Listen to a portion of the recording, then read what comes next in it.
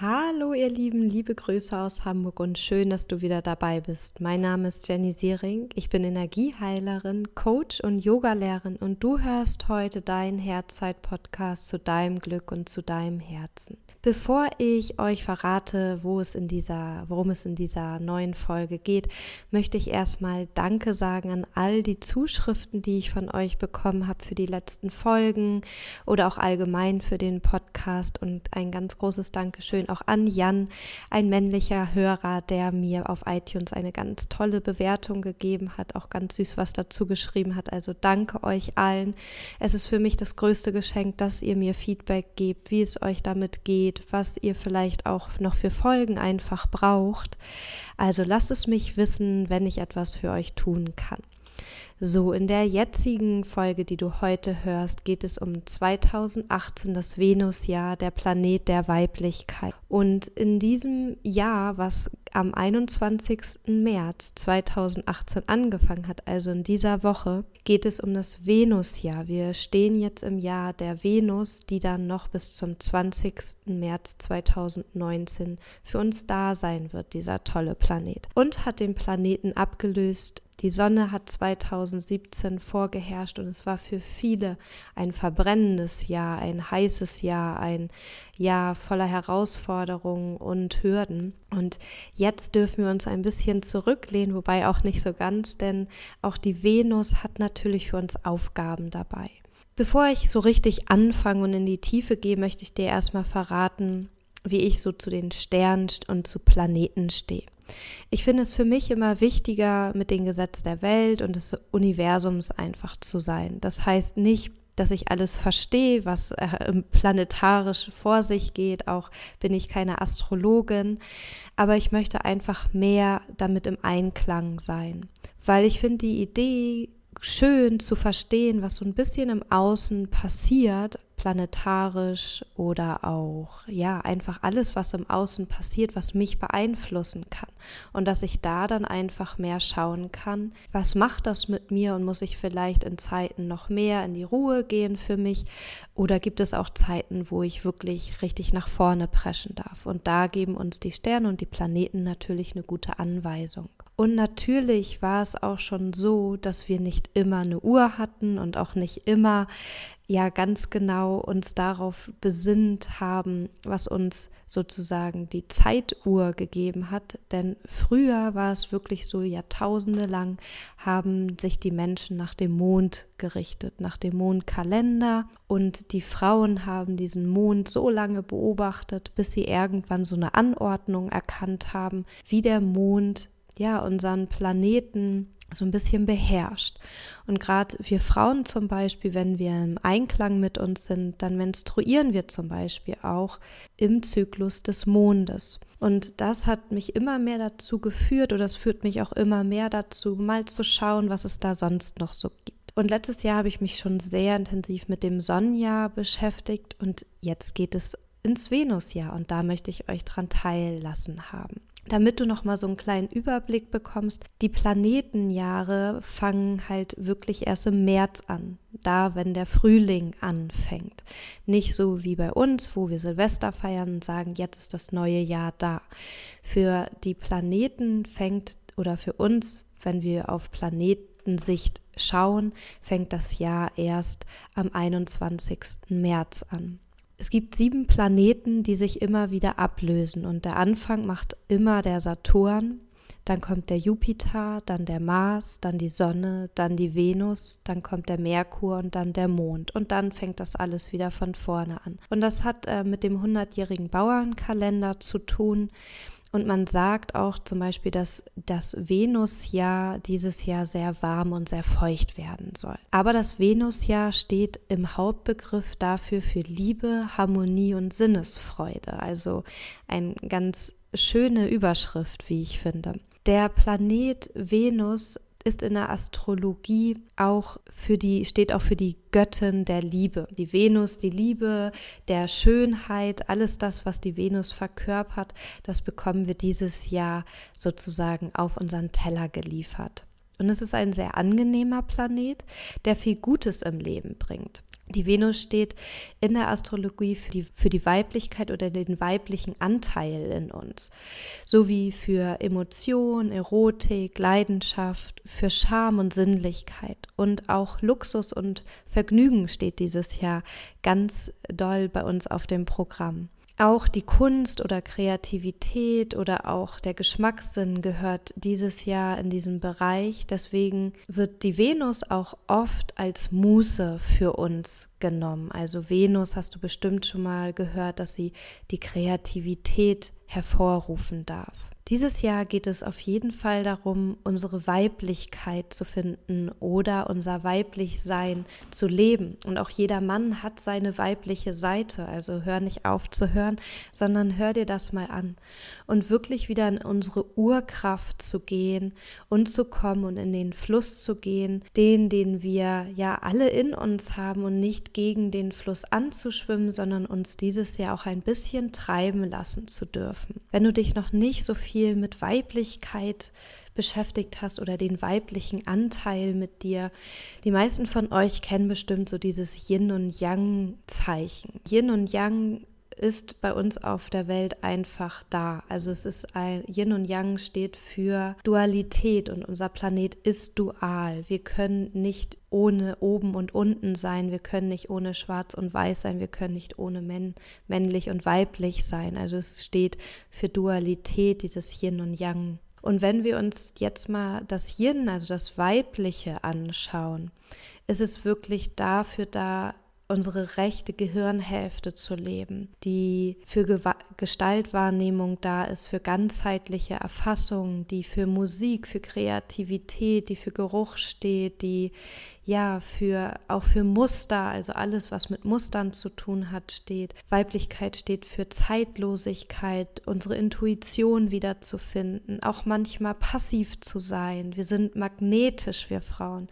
Es geht um die linke Körperhälfte und die linke Hand. Also wenn du energetisch etwas mit deiner linken Seite hast, steht es oft für die Weiblichkeit, dass da etwas nicht im Fluss ist. Yin steht auch für den Mond, für Nacht, für Unbewusstsein, aber auch für den Tod und steht für Ruhe, für Tanz, für Träumen, auch dass wir dienen dürfen, dass wir sanftmütig sind, für das Symbol Kreis, dass wir keine Ziele haben, sondern mal einfach uns treiben lassen. Für Empfangen, wir empfangen meistens, wir Frauen, da ist unser Körper für gemacht und für die Dunkelheit. Also jetzt hast du vielleicht schon mal so eine kleine Idee, für was Weiblichkeit einfach steht. Und es heißt dieses Jahr, diese Elemente wieder mehr leben zu dürfen. Und gerade in der westlichen Welt, wo wir so Yang dominiert sind, ist es wichtig, dass wir unseren weiblichen Anteil wieder mehr finden, wieder im Einklang mit unserem Frauen, mit unserem femininen Zeitgeist einfach kommen. Und dass wir natürlich auch im Yang sein dürfen, in dieser männlichen Domäne, aber für uns Frauen und auch wenn du ein Mann bist, der nur männliche Anteile lebt, wirklich wieder mal zu schauen, was kann für mich gut sein, in der Weiblichkeit zu sein und was kann ich davon vielleicht mal mehr leben, zum Beispiel mehr tanzen, vielleicht mehr mal Tagträumen, mal mehr in die Ruhe gehen, mich mal mehr treiben lassen, mal mehr ins Dienen gehen, mehr vielleicht auch mal in die Dunkelheit und vielleicht auch mal kein Ziel zu haben. Das könnten alles Attribute für dich sein, die dieses Jahr vielleicht sehr gut sein dürfen. Was bedeutet es nun, wenn das Venusjahr als bestimmter Planet über das 2018 herrscht? Die sanfte Venus bringt uns ein Jahr zum Aufatmen. Zwischenmenschliche Beziehungen werden 2018 gestärkt. Es geht ganz viel um Liebe und Freundschaft, um Verständnis und Harmonie. Wir gehen aufeinander eher ein und legen Wert auch, wie wir miteinander sprechen, wie unser Umgangston ist. Insbesondere geht es um die Liebe und die steht unter einem guten Stern. Also wenn du ein Partnerschaftsthema hast, fang es an, dieses Jahr zu bearbeiten. Oder auch wenn du Single bist, ist das wirklich für dich das Jahr, wirklich mal aktiv zu sein und ja, gut zu visualisieren. Aber da kommen wir später noch zu. Dieses Jahr, das Venusjahr, hilft dir auch, deine wahre Essenz zu finden, also diesen göttlichen Funken, den wir alle in uns haben. Dieser Funken, der strahlt, der sagt, ich gehe dafür.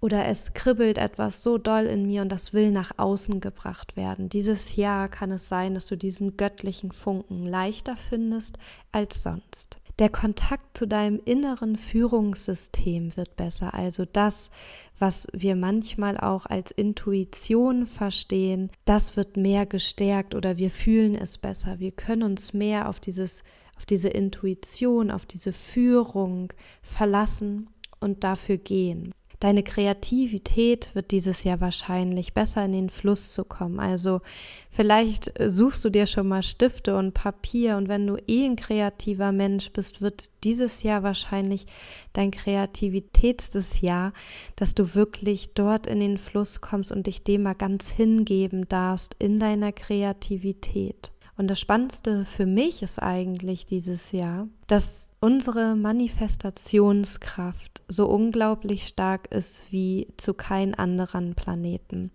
Alles, was du dir dieses Jahr wirklich vorstellst oder in deinem Gefühl ist, und du dort immer wieder reingehst, immer wieder vorstellst, wie darf das dieses Jahr sein oder wie darf meine Zukunft in 10 Jahren sein und da auch mit in die Gefühle gehst, da mal richtig reinspürst, wie kann dein perfektes Leben sein. Dieses Jahr setzt sozusagen den Samen dafür, dass das, was du in deinem Kopf hast, langsam wachsen darf, aber es ist eine höhere Kraft, dass das auch zur Materie wird, zum Manifest wird. Also dieses Jahr, und deswegen möchte ich dich auch bitten, vielleicht hast du dieses Jahr ein Vision Board gemacht am Anfang des Jahres, wie wir Silvester gefeiert haben. Vielleicht holst du das nochmal raus. Oder du fängst jetzt nochmal an, ein Vision Board zu machen. Und ich habe Anfang des Jahres ein Vision Board gemacht, das habe ich auch bei Instagram auf meinen Stories gestellt, die kannst du auch immer noch sehen. Aber ich habe letzte Woche wieder den Impuls bekommen, ein neues Vision Board zu machen. Und dieses Vision Board zeigt mich eigentlich in 10 Jahren oder den Weg, wo ich hingehen möchte, wo ich gerne in 10 Jahren sein möchte. Und schau mal, was für dich da vielleicht gut sein könnte, ob du dir dein altes Vision Board holst oder ob du dir ein neues baust. Vielleicht eins, wie du dein Jahr 2018 haben möchtest oder auch vielleicht noch weiter träumst und dir da mal wirklich aus Zeitschriften oder auch im Internet schaust, was willst du haben, welcher Partner darf bei dir sein, wie willst du wirken, wo willst du wohnen, wo willst du beruflich sein, mit welchen Menschen möchtest du umgeben sein, welche Urlaube möchtest du machen, wie möchtest du finanziell aufgestellt sein, dass du dir da mal eine Vision von machst und dann, wenn du diese Vision hast, stellst du dir das immer wieder abends kurz vor oder morgens, wie es ist, wenn du schon da bist, als wenn du sagst, diese Vision, die ich hier auf meinem Blatt Papier habe, das bin ich jetzt schon, das fühle ich jetzt schon und da immer wieder reingehst. Dadurch wirst du deine Kreativität und vor allen Dingen dein Manifest, das, was du dir vorstellst, in Materie bringen. Und wenn du jemand bist, der nicht so kreativ sein möchte und diese Bilder kleben möchte, dann schreib es dir einfach auf. Nimm dir ein Blatt Papier und lass einfach mal den Stift fließen. Und schreib mal auf, wie du dich gerne 2018 sehen möchtest oder auch in 10 Jahren. Einfach mal losschreiben. Wenn sich da irgendwas nicht richtig gut anfühlt, dann gehst du die nächsten Tage da nochmal rein, auch in dein Vision Board und schreibst es um. Du sollst dich damit 100% gut fühlen. Es geht nicht darum, dass es 100% wahr oder richtig sein muss, sondern du sollst dich gut mit dieser Vision fühlen. Dass immer wieder, wenn du dir das visualisierst, dass du einfach dir vorstellen kannst, so ist es also, so fühlt sich das an, wenn das alles da ist. Und gerade jetzt im März und April säen wir sozusagen unsere Samen in den Boden, dass das, was wir nachher im Herbst 2018 ernten dürfen, jetzt gerade so viel Kraft hat und wir jetzt auch diese Energie haben, ins Tun zu kommen. Du merkst es vielleicht selber, dass du auf einmal merkst, oh, du willst was bewegen, du willst was machen, du willst was anders machen, vielleicht Frühjahrsputz, ausmisten, damit Platz für Neues ist.